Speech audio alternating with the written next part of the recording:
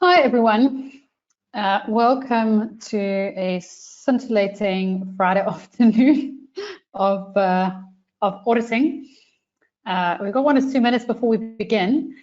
If I can just ask for those of you that are here, if you can just shove a little smiley face or yes or whatever, if you can hear and see, if you can hear me and see me, if all the tech is working fine, always just helps to know that things are working and that you can hear that stuff is going according to plan. So if you can just shove a little yes in there, it would be great. If possible, if you can just write in the little chat what module that you're doing and what level, what level you're studying at, because this particular webinar is kind of aimed at pretty much anywhere from, third level upwards, third year upwards. So it's always good to know where my students are and what level you guys are looking at. So if you want to shove in your level there, that would be great. I see a couple of you have put your hand up, which I appreciate, but I'm not entirely sure whether you're putting your hand up to tell me that it's not working and that you can't hear me or that you can hear me. So I assume if you're answering my question, then you can hear me, unless you're really good at lip reading. So I will go with you. All right, we've got most of you peeps are doing postgrad. Everyone is in postgrad so far. You don't have any third years. Well, none of you want to talk to me, so that's fine. ITC, alrighty. Okay, so let's take a look at this. I'm going to stop showing my camera shortly. I always think, for those of you who haven't met me or haven't really interacted with me, it's always nice to know who you're actually listening to and talking to. So this is me. Hi, I'm Yvonne, in case you don't know, haven't seen my stuff. Always good to chat to you. I do love auditing. No, I'm not under the impression that you're going to become an audit partner. And yes, I still believe that auditing has a lot of value, so study it properly. we will get you there. Okay, so let me switch my webcam off and I will show the screen so that you can see the screen. That obviously is far more valuable than seeing my face. So you should be staring at a screen at the moment. Okay, so what I've got on the screen for now, and I will put this up again at the end. If you want to purchase any of Tibaldi's products, any of the online courses from first year all the way through to to CTA, you can use this discount code called Audit Estimates 20, and you will get a 20% discount. And if you've got any queries, please don't email me. I'm not doing the queries. Please email queries@tibaldi.com. I will send those out again later if you do have any queries. Alrighty. So sorry, it may look as though I'm Charles. I'm not Charles. I'm just using Charles's profile because my profile wasn't working. So I apologize if it says that I'm Charles. I'm not. Okay, let's do this. Okay, so I'm going to focus on we know, I hope you know, we're doing, sorry, staring at the screen. Okay, so we're looking at ISA540 today, and any notes and any scribbles and the notes and the scribbles that I make today, we will be emailing you after the session. It probably won't be this afternoon because it is already like 4 o'clock, but you will get the notes, so please don't panic. I never send out notes first because otherwise you don't listen to me, you only read the notes and you highlight the notes. So I have a very good reason for doing that, I promise, but you will get the notes.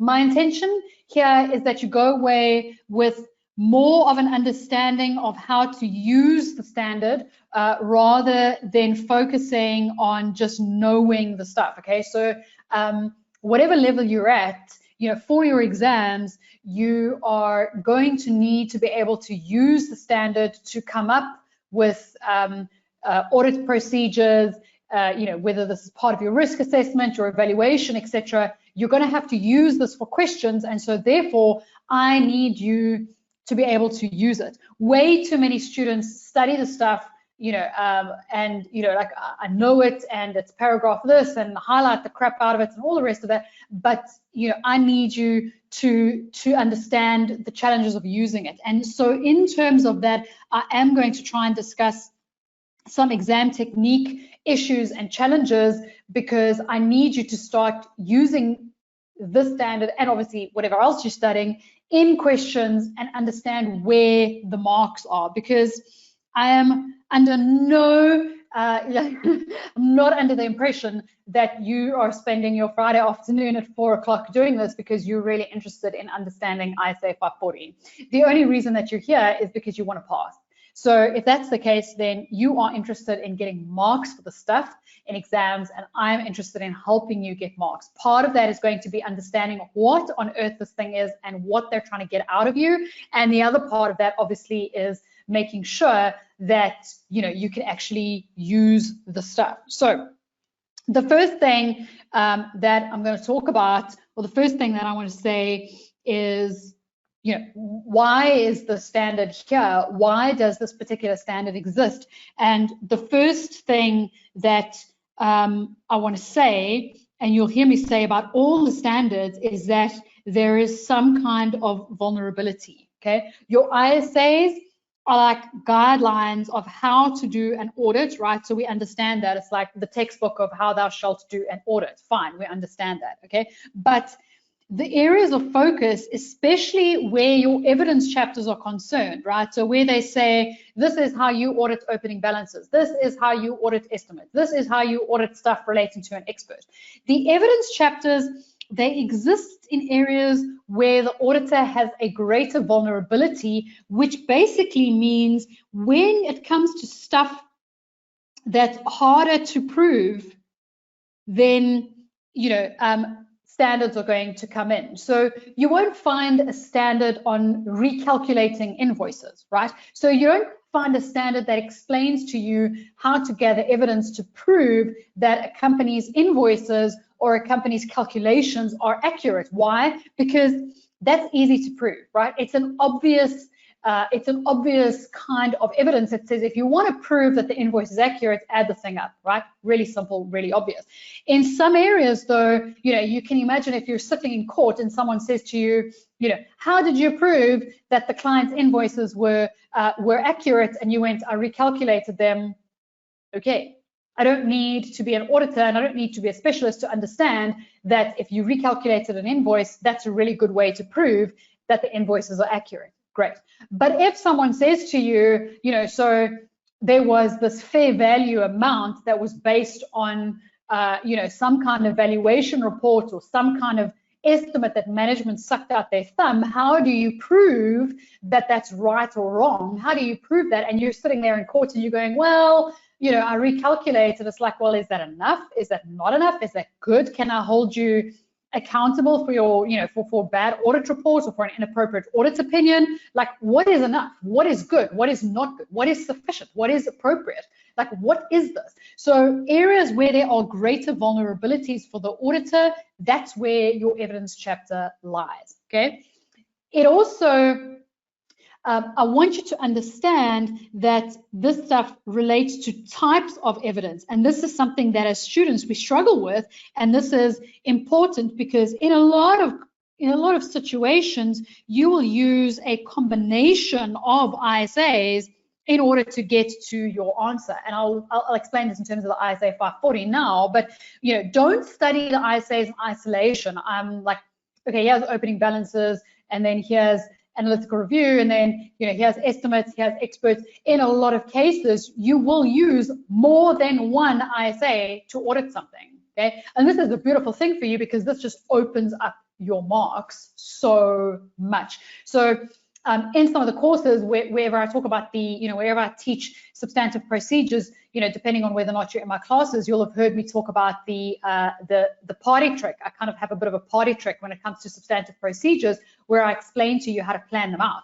And you'll find out, part of that is kind of going, well, to audit the value of PPE, for example, I would use estimates as well as opening balances, as well as using an expert, as well as subsequent events, as well as analytical review. So, you know, understand that these all relate to types of evidence that can be used in different scenarios and for different account balances. And you need to get used to the idea that, you know, where would I use this type of estimate or this type of evidence? As far as estimates are concerned, where would I use this? So this is where, and again, I'm going to send you these notes, so don't panic. So for the meanwhile, you know, just take a look and make little notes for yourself based on what you want to remember, but I will be giving you these notes. The first thing, or one of the things that I've done, I'm just going to zoom in nicely so that you can see it, is I've given you like, what's the challenge? And it would help if I had a highlighter.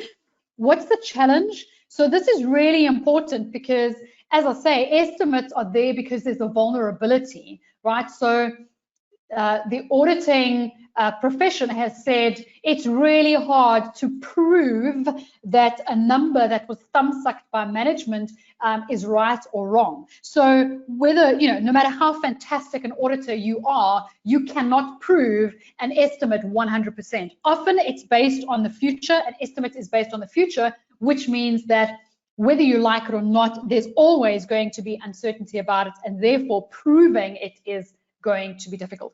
Since it can't be proven, it's also a great place for management to hide manipulation of figures, because you can't prove it one way or the other. So how do you know whether I'm lying?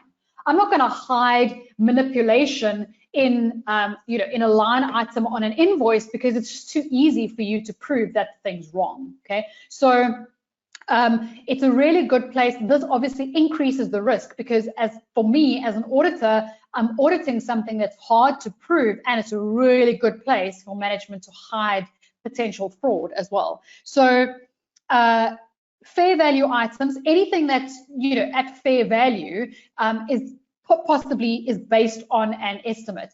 Anything that's based on the future, and there's more of these in the standards, or there's more of these in your accounting items than you actually might realize.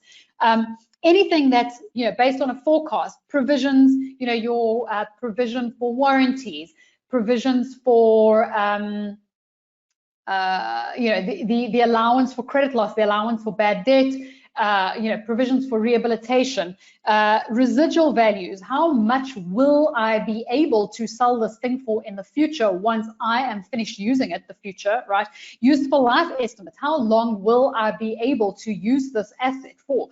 Provisions for rehabilitation, net realizable value. How much am I going to be able to sell this thing for in the future? Impairments, you know, what am I going to get? What is the fair value for this thing less the costs to sell, right? So you can see there's a whole bunch of line items, a whole bunch of accounts that are based on estimates. Anything with an inherent uncertainty and subjectivity, which means that it is up to someone's judgment about what the number is. If you're in CTA, obviously ITC, you should be looking at paragraph A1, has got a whole bunch of really specific examples of where that is. In exams, my concern is that, can you identify accounts and transactions that are based on estimates? You know, I don't want to have to give you a question that says, oh, by the way, please know that this is an estimate and you should study it like an estimate, right? You should be able to go, depreciation is an estimate. They've got a fair value, you know, they've just done a property valuation. That's an estimate. Okay, that's what I need you to be working with. You're not going to get any marks for this stuff if it didn't even occur to you that it wasn't an estimate in the first place. Okay. Risk assessment procedures. This is really interesting. I want you to pay attention to the fact, wow, it would be great if I used the highlighter. I want you to pay attention to the fact that this is, you know, risk assessment procedures. One of the things many of my students don't do is realize that when you do risk assessment as an auditor, you have to perform procedures in order to do risk assessment. So there is a very good possibility that a question may say to you, discuss the risk assessment procedures that you would perform to assess the risks relating to estimates. Most of my students would run off and audit the thing and give me substantive procedures. Very, very dangerous, okay? So understand that there is such a thing as risk assessment procedures. If you're doing test 2 very shortly for CTA. This is unlikely to be an issue for you because obviously we're doing evidence-based stuff. But this little table does give you the paragraphs relating to your risk assessment stuff.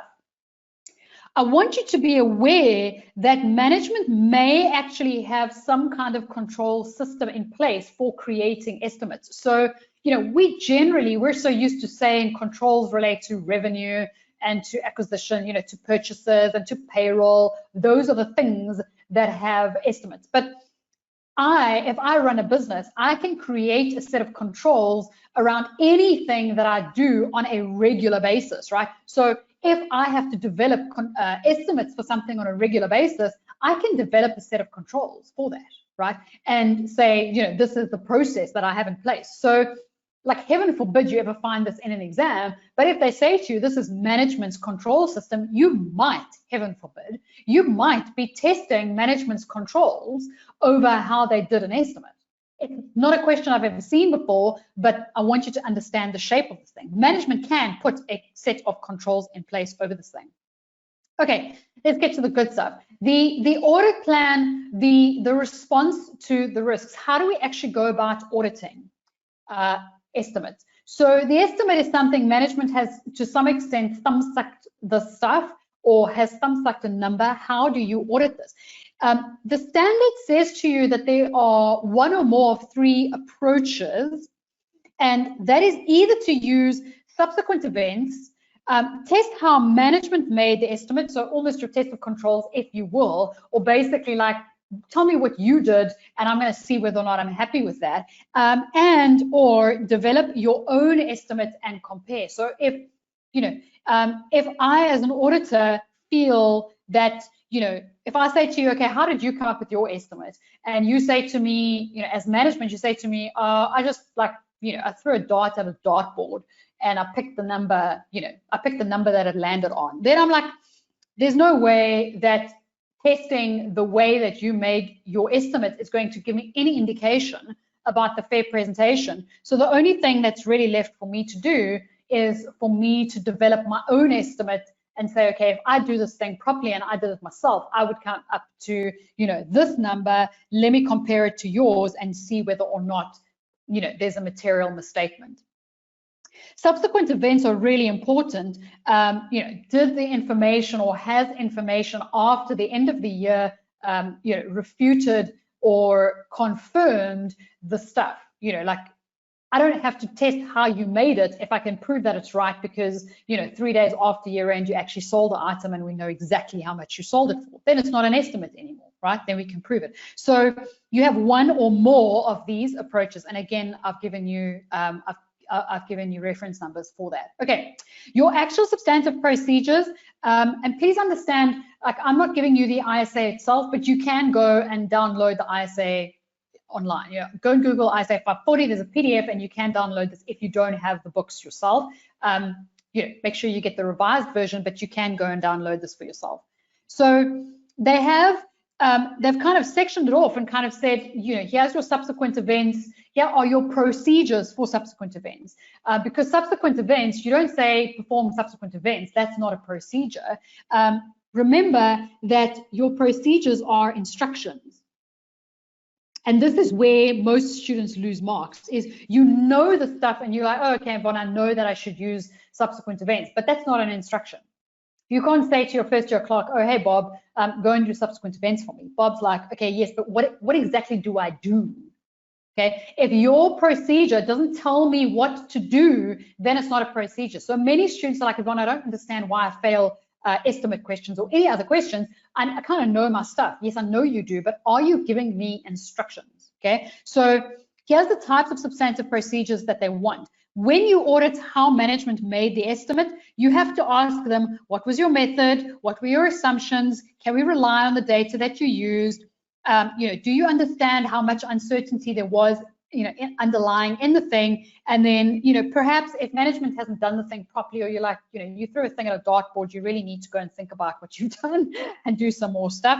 Your procedures around developing your own estimate. Management's expert, this is like your favorite procedure. It is actually valid here. You can get written representation for this stuff as well.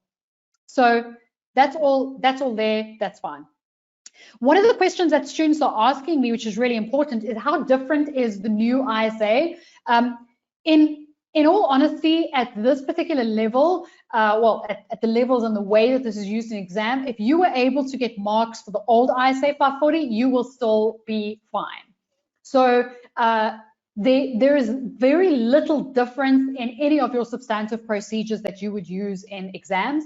The focus of the ISA hasn't even really shifted. All they've really done is increase the emphasis of some stuff to kind of indicate and reflect the fact that estimates are now popping up in more and more places in the accounting, in your financial statements, and the necessity to do more risk assessment. So ISA540 hasn't changed the way that you audit estimates. It's basically just saying, look, estimates are popping up in more and more and more places. And so, we've got to be more careful about it. We've got to do some more specific risk assessment. Look for controls if you can. They're everywhere. Every IFRS that comes in now, there's more and more like, disclose this at fair value, at fair value, at fair value, and everything that's fair value is like basically boils down to an estimate. So the stuff is everywhere, okay? So if you're kind of going, well, Yvonne, I know nothing about the new ISA540, but I do know the old one, you're still fine. Now, here's what I want you to know. Okay, here's where things start going wrong that I want you to be aware of. First of all, estimates are management's responsibility to develop. Okay, so estimates are management's issue, which means I don't want you to be writing out your questions telling me how to create the estimate, because most of us are more comfortable with being accountants than auditors, and the problem is we generally start by saying this is how to create the estimate. Your job as an auditor is not to create the estimate, your job is to audit the estimate. So as I say, a lot of the students, they start their procedures thinking that you have to create the estimate. No, management has created the estimate. Your starting point is to ask, what did you do? How did you do it? And this is worth marks. And although I'm discussing estimates here, this relates equally to going concern, for example, is another one that students generally get wrong. Like, this is how to know whether a company is a going concern. That's not what you do. As an auditor, what you do is you assess whether management has assessed their going concern ability properly. The same thing with related parties.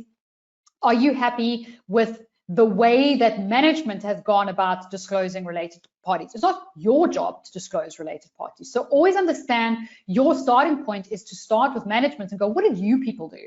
What have you done? If you're not happy with what management has done because they really didn't do anything, then you need to sit down and discuss with them and go, this is not going to work. Do you want to reconsider this, or potentially I need to go and create an estimate myself? But you're still not creating the estimate. You're creating the estimate to understand how big the misstatement is. Okay, you're never the one that's going to be creating the estimate. Well, not in an auditing paper anyway. Okay, the inherent risks that make the auditor vulnerable. Estimates are subject to management override, we've discussed.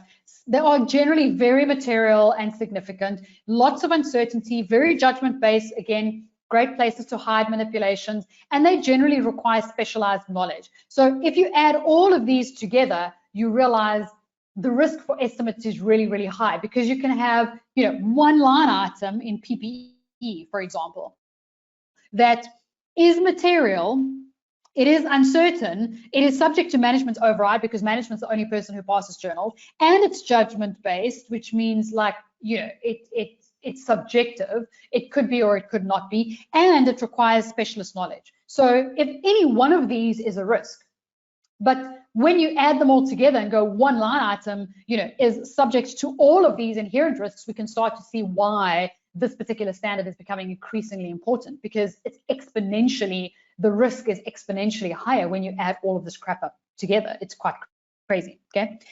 I spoke a little bit about the fact that more than one ISA is involved. And the reason you care about this is that this is worth more marks if you know how to do this. Okay, so I realize that you're not intending to be an audit partner, so you're not so interested in the theory. However, when you are developing your evidence, and this is a really stupid example, and I understand that, but to try and explain what we're trying to do. When you're building evidence, you've done risk assessment, okay, and you understand your audit risk. That gives you an indication of the level of risk, and that gives you an indication of the amount of evidence, right? So we know that, if there's a high risk, you need high response, right? So if you've got high risk, you have low materiality, you need high response, which means more evidence. We understand that, right? The higher the risk, the more evidence you need. But we need more evidence in terms of quantity, like you might audit more transactions or bigger sample sizes, but you also might need more types of evidence, because one type of evidence is not enough. It's a really stupid example, I know, but what I kind of say is that when you've identified the risk, it's kind of like saying you understand your final job is to build a roof, and you understand the height that roof is off of the ground. Like, that's where I have to build the roof. But in order to get there, I've got to build a wall, and that's going to require bricks, right? And the higher that I plan to have my roof, the more bricks that I need. And some of these bricks and some of these stones are going to be bigger, and some of them are going to be smaller, and I'm going to need different types, okay? So we need to build a wall of evidence, if you will. And in some cases where there's a very low risk, or where it's really easy to prove, we might have one brick, where that's something really simple, like recalculate the thing. It's really obvious, it's easy to prove, that's really great. But when it comes to, to an estimate, for example, where there's something that's based on the future, yeah, sure, I can inquire of management, like, how did you do it? But that's not enough evidence to support the ceiling. That's not enough evidence to support the roof. I'm going to need to do more. So maybe I'll get a written representation as well, because, that's going to provide some more evidence. And then maybe I'm going to inspect some stuff, because, that's going to provide a little bit more evidence. Then I'm going to do some subsequent events as well. So I know it's a ridiculous example, but what I'm trying to do is get you to understand that in some cases, one type of evidence may be enough to prove your objective. And in other cases, you need a combination of different types of evidence, and one type of evidence is just not strong enough to hold it. So in this case, based on all the risks we identified, you need a lot of evidence, and you need a lot of different types of evidence, because one of them won't prove the thing, right? One of them won't prove the estimate all by itself, okay? So again, it's like building a house. The bigger the house, the more materials you need. The riskier the evidence, the more material, more types of evidence. Fine. Estimate evidence is also what we call persuasive, which means, I could look at it and go, yeah, fair enough. And you go, no, I'm not so sure. I don't think that. Unlike a calculation or a physical inspection, if there's a physical inspection, I can point to it and go, it's there. That's conclusive, right? Physical inspections are conclusive. There's the box. Nobody can argue with the fact that there's the box, right? But persuasive is, how much would the box sell for? Well, I think it would sell for 100. I think it would sell for 200. I think it would sell for 300. That's persuasive, okay? The types of evidence that you would use when you're auditing management, or when you're auditing estimates, you would use a little bit of ISA540, where it relates to management's expert. Why? Well, because we are auditing the estimate that management has made. Can we rely on management? Do we understand what their knowledge is, their experience, their financial understanding? A little bit of analytical review, comparisons to industry, budgets, prior years. What about your estimates in prior years? Are you good at making estimates? Like, last year when you created an estimate, what actually happened with that? Like, what was the outcome? How off are your estimates normally? What does the rest of industry do? What did your budget say? What happened last year? Subsequent events.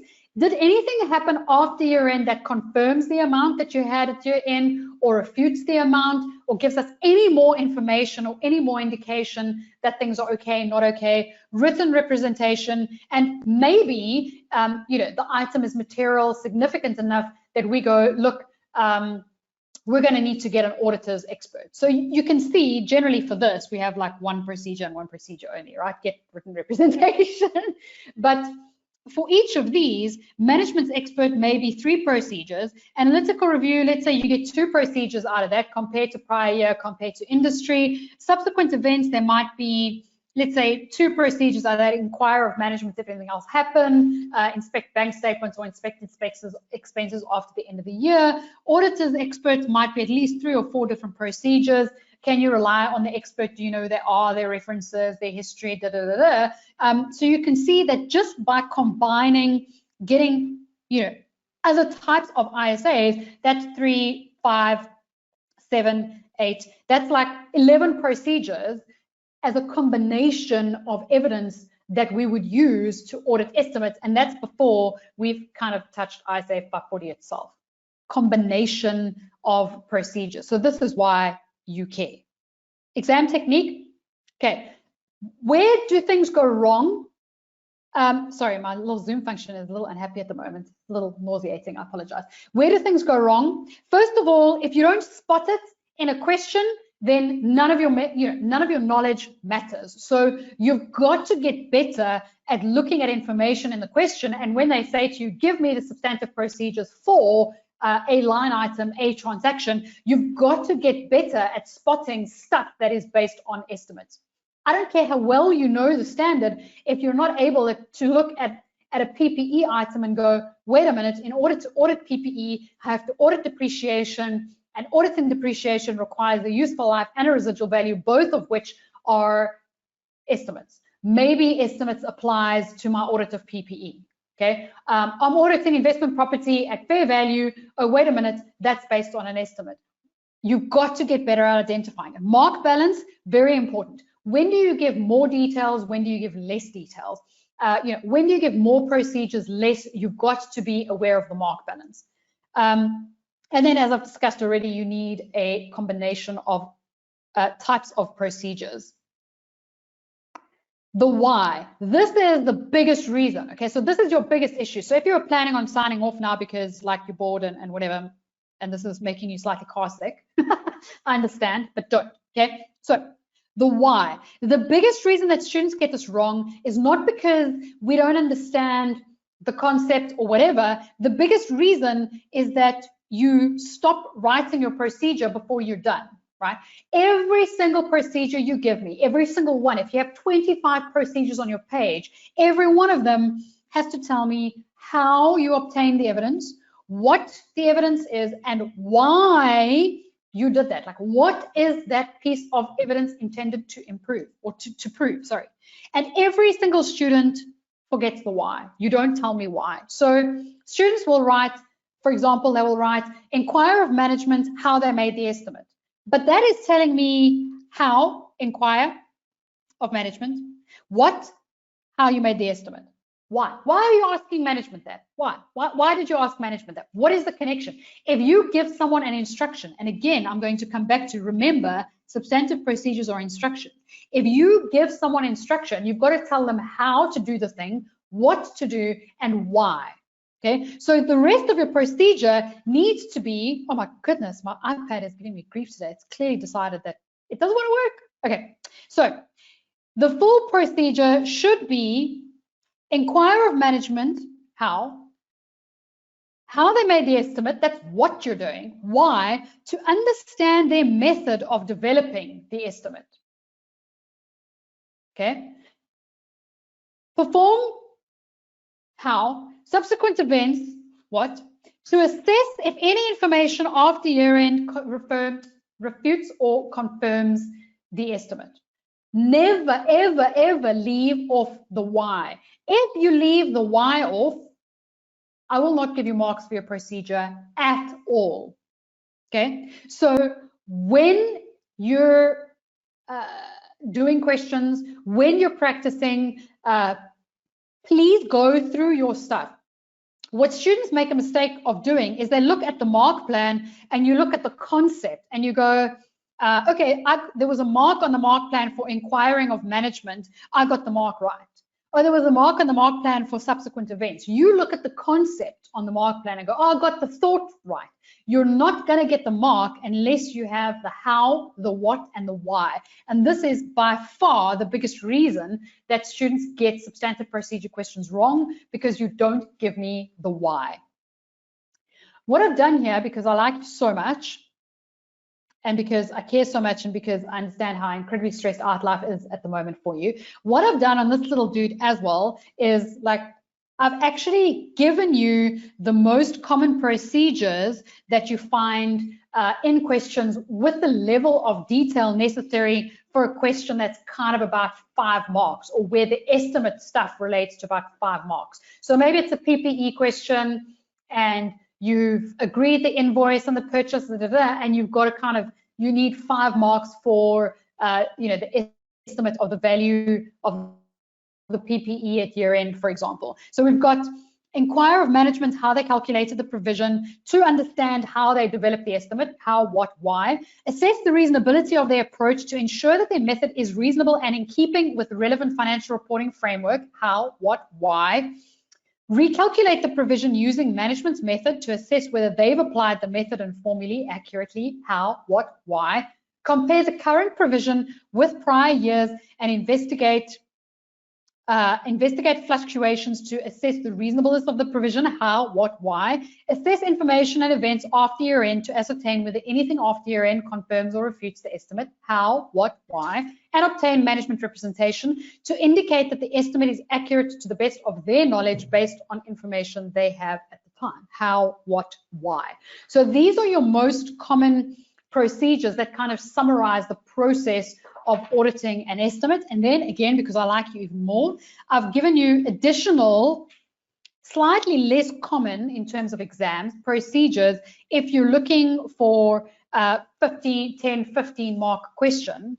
We also need to assess the reliability of the underlying information that management has used. So if management based their estimate on market values, for example, where did they get their market values from? Like, did they pick it up from a reliable newspaper or a U magazine? Like, what are they basing their information on?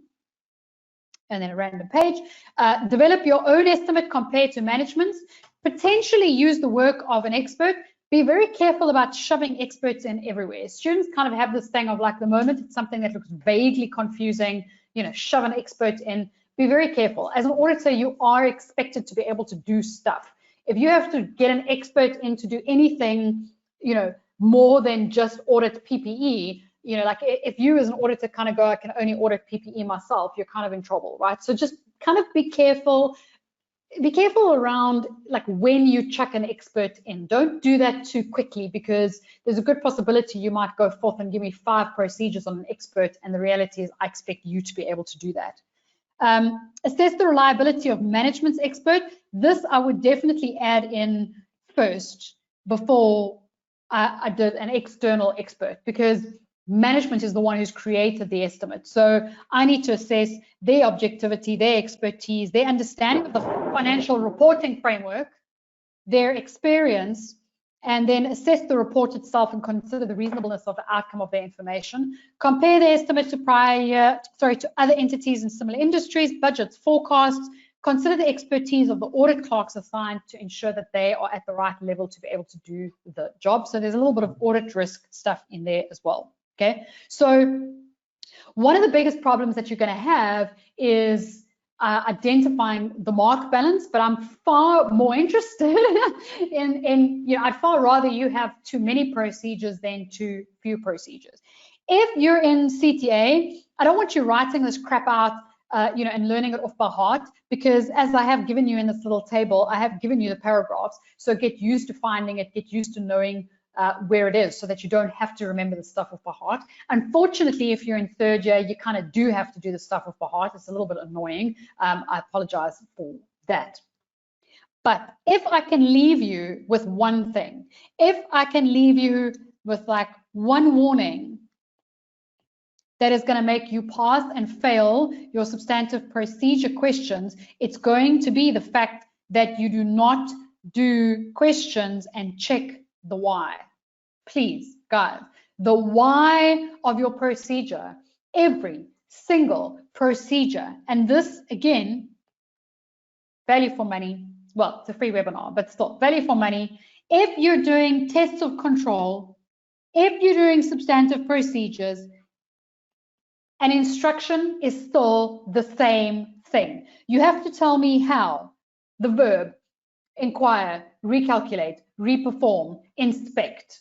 Okay, you've got to tell me what. What is the evidence that you're looking for? The amount on the invoice, the minutes of the director's meeting. And you've got to tell me the why, because I have to understand, what do you think this thing is entitled? What do you think this thing is going to prove? What are you trying to prove with this? If you do this and you get this information, what do you believe this proves? Okay, in no why equals no marks. And this is what we leave out. You are so busy studying the knowledge and so busy going, do I remember all the procedures? Okay, there's inquiry of management, there's subsequent events, there's analytical review. But what you're not doing is practicing writing out the why. So very boring. You've got to practice writing out the why. So can you identify where estimates apply? I'm not going to give you a big fat flag and go, by the way, please use ISA540. Okay, you've got to know where it pops up. You've got to be able to spot it. You've got to be able to give me the why. Why are you doing this? And unfortunately, practice is the only thing that's going to help you. Okay, so if you're in CTA, I really would like you to go and take a look at the standard yourself and take a look at the structure and the headings and the subheadings, because you have the standard on your desk.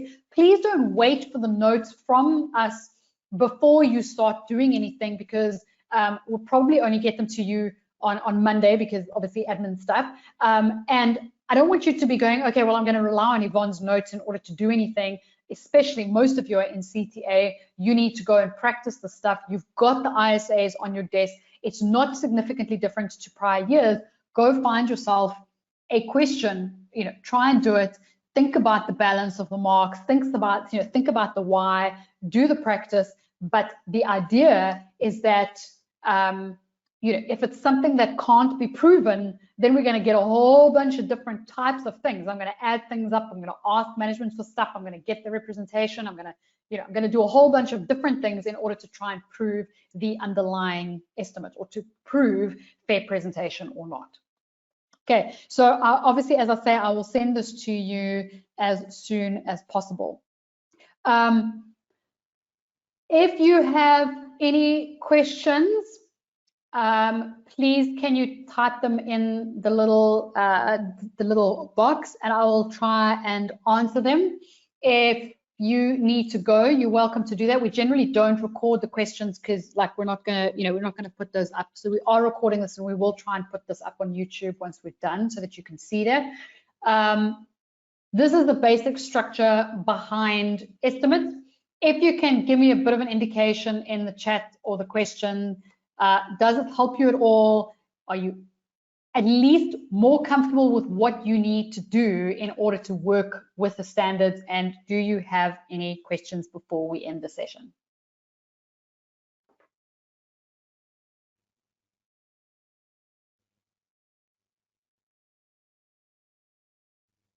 The silence is deafening. If you do ask questions, please understand that I am the only one who can see the questions. So, if you're worried about it, which test is estimates related to? If you're talking about CTA test, it's related to test 2. ISA540 is estimates is about evidence. So evidence is either through test of controls or through substantive procedures. So it relates to test 2. Which is a few weeks away. Let's not let's not be counting hours. Thank you, this helped. I appreciate that. I'm glad it helped. Thanks. Do we have any other questions?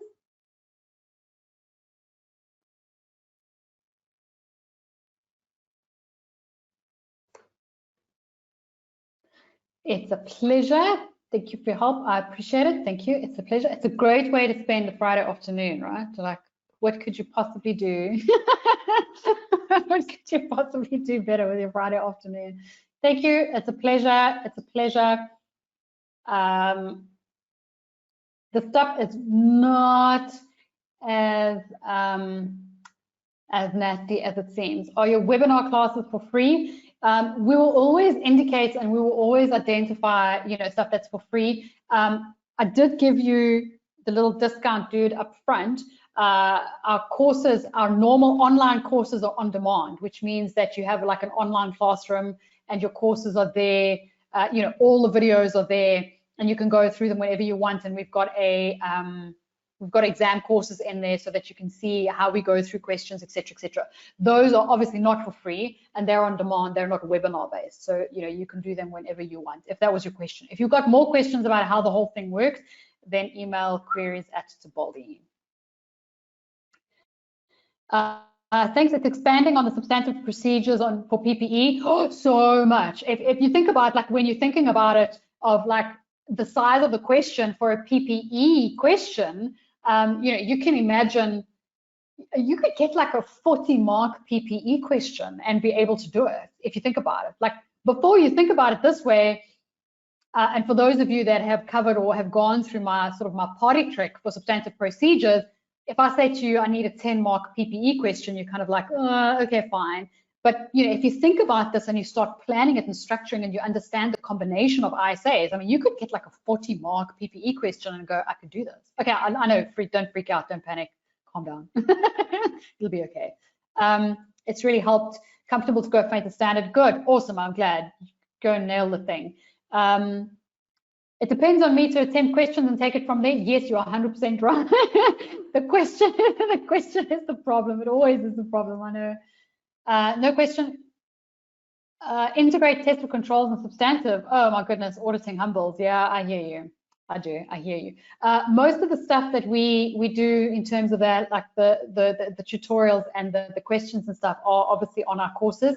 These webinars we started doing because of the coronavirus and because of the understanding that students are, like, you guys are very alone at the moment and very isolated. So we decided to do some of these free webinars to help you guys out at the moment, because the world is a little bit of a mess. So it's not something that we normally do, and we're not planning on covering everything. We're, as lecturers, we're a bit like freaked out. You can imagine we're a little bit like we've got way too much work to do, so we've kind of shoved these in and forced these into our schedule. So there's no way we can do everything. So I'm not going to make any promises, but I will note down what it is that you're looking for. But I can't promise what we're going to do, because our lives are a little bit chaotic. Thanks for the session. I really appreciate it. Glad. Thank you. Final year auditing exam was 30 marks. PPE substantive, wasn't ready for it. I'm very, yeah, I imagine you weren't. I imagine that you died a little bit inside, but I would hope, after thinking about things a little bit differently, that this would be something that you'd be like, sweet, let's nail this. I would far rather get a 30-mark substantive procedure question, you know, and nail the crap out of that, than try and get marks for like audit strategy, you know, because most students love audit strategy questions. So let's do PPE rather than audit strategy. Let's figure out how to pass PPE questions or substantive procedure questions. Awesome. All right. Any comprehensive case study or assessment questions that addresses this substantive procedure? Depending on like which university or which institution you're with, your TUT questions are, you know, the questions in your TUT letter are the most valuable to go through. Or sorry, you're with UNISA. UNISA's TUT questions are really good because, you know, the ones at the end of the TUT letters, because they give you an indication of the way that it kind of comes out in the test rather than isolate the stuff. And again, you're going to find that doing those is going to highlight how to identify where, you know, where they belong, you know, kind of how to identify, how to use it, and you know, you'll start coming up with that there. Please could you scroll down the screen so we can see which other ISAs can be used with this? Let me go find that already. There. So the first ones I thought of, your types of evidence that you could use, your other bricks in the wall, if you will, would be management created the estimate. So can we rely on management? Do they know what they're doing? Do they know anything about the financial requirements?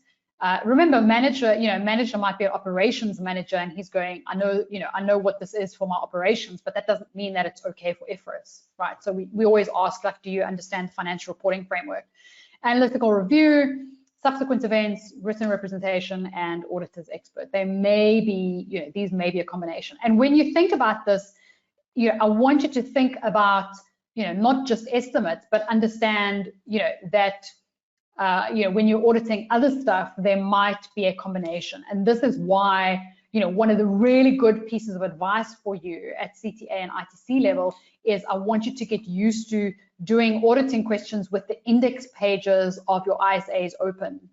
So keep the ISA index page open so that when you read a case study, glance your eyes over the evidence chapters, where it's got like ISA 510, 500, 510, 520, 560, and what that does, as you're reading the case study and as you finish reading the case study, or when you're looking at the question, go do the, and it says create the substantive procedure for PPE, cast your eye over the index page so that it can trigger and go, ISA 510, opening balances, would it apply here? So it's almost like having a little cheat sheet, like use your index page for your ISAs as a cheat sheet of all the types of evidence that you could use, because you might have forgotten about analytical review, and then you're like, oh, PPE, oh yeah, I could use analytical review for PPE. So keep your index pages open. Again, if you're in third year, sorry, sucks to be you. You don't have that, you'll have that next year. But if you're in CTA and ITC, use your index pages for this. Recommend getting the latest standards for 2018. The ISAs haven't changed too much, and like I really wouldn't say, ISA540 hasn't changed substantively, so substantially that you would fail if you didn't have it. The IFRS is always the tricky one. The changes in IFRS is always the tricky ones. I have to say, like for me, I always struggle. I kind of feel like the risk of using out-of-date standards is just too high for me, and I never want to make that call. So like for auditing, you would be fine, but the rest of them, like it's always a little bit tricky for me. So I kind of have to say, like, just no, like get the new stuff. Alrighty. So let's say in terms of ISA500, management's expert, can you give an example of how to structure an audit procedure? The standard gives a list of things that one should look at when dealing with management's expert. Awesome, for example. So management's experts, I kind of put on the less common stuff here. So management's expert would be fairly similar to the way that you would audit an auditor's expert. So if, for example, management has got a specialized machine that we don't know anything about, okay, so they've got a machine that we've never come across.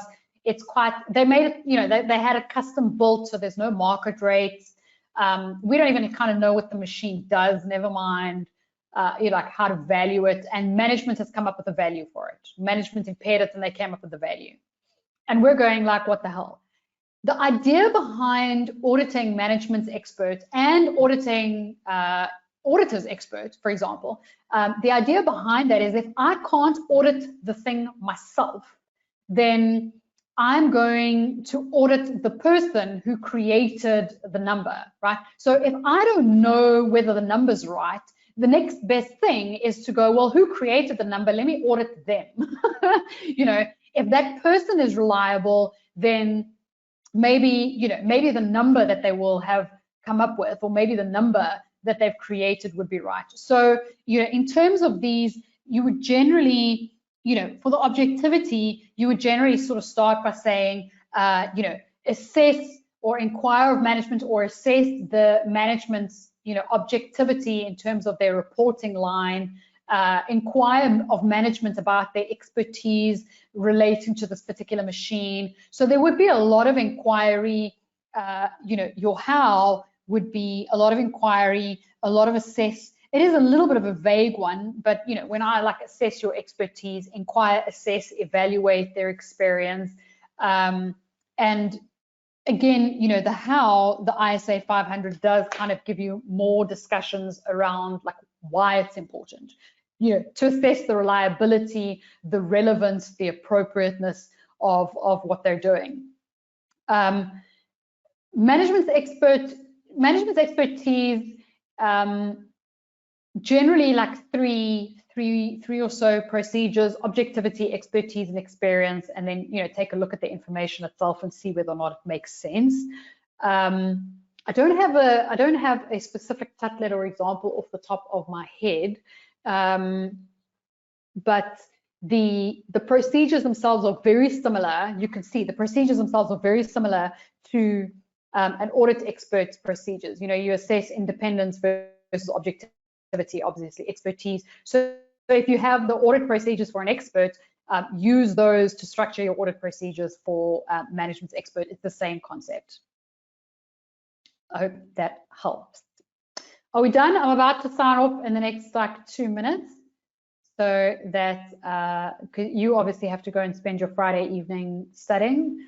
I will be spending my Friday evening not studying. Aren't I lucky? Didn't you need to hear that? If there are no more questions, I'm going to say cheers. I hope that you got it. Thanks. That's a pleasure.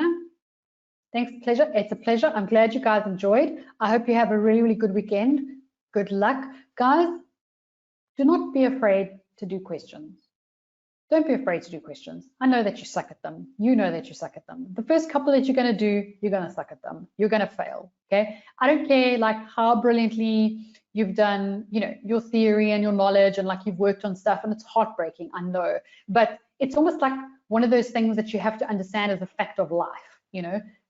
It's like, yeah, it's like you have to wake up in the morning. Okay, you have to fail at least one question. Kind of think about it that way, you know.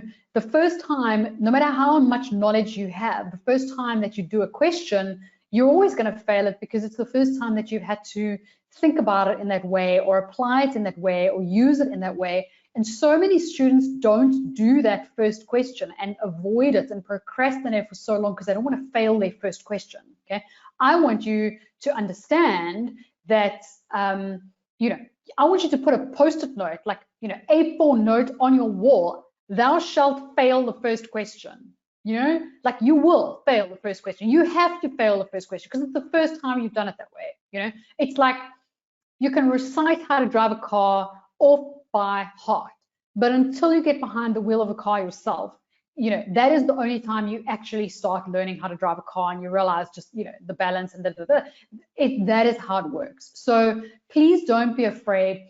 Go and do a question this evening, and, you know, look at that piece of paper on your wall and go like, you will fail at least one question, you know, but that's the starting point, you know, because that's where you go and you go, wow, I kind of thought I knew something. I don't. Okay, let me work on it. Like, how do I do this? What do I do? Maybe I need more help with this. Maybe I need to go back to some theory. Maybe I need to practice more questions. Maybe I thought I understood this, but I don't. Or, hey, I didn't think I understood this, but I actually do. So use your questions to help you identify what to study next, rather than looking at your questions and going, oh, look, I failed this question, therefore I'm going to fail the exam, right? Because that's what we think. Yeah, that's what we think. I failed the question, therefore I'm going to fail the exam. That's what we think. That's not the truth, okay? You failed this question because you've got stuff to work on. Now you know what you need to work on, so now we go and work on something else, okay? So please don't be afraid to fail a question. Nobody needs to know. Nobody needs to know. You're the only person who needs to know. And fail enough questions while you're studying, and then you won't fail a question in the exam, which is obviously far more important. So guys, go forth and fail. As pathetic as that sounded. I know that's how weird that sounds. Go forth and fail. Have an awesome weekend, guys. Thank you so much for attending. As I say, I will email this. I will get this emailed out to you probably on Monday. Have a fantastic weekend. Please try and behave. Do some studying. Be kind to yourself. Be kind to people around you, and stay at home. Cheers, everyone. Bye.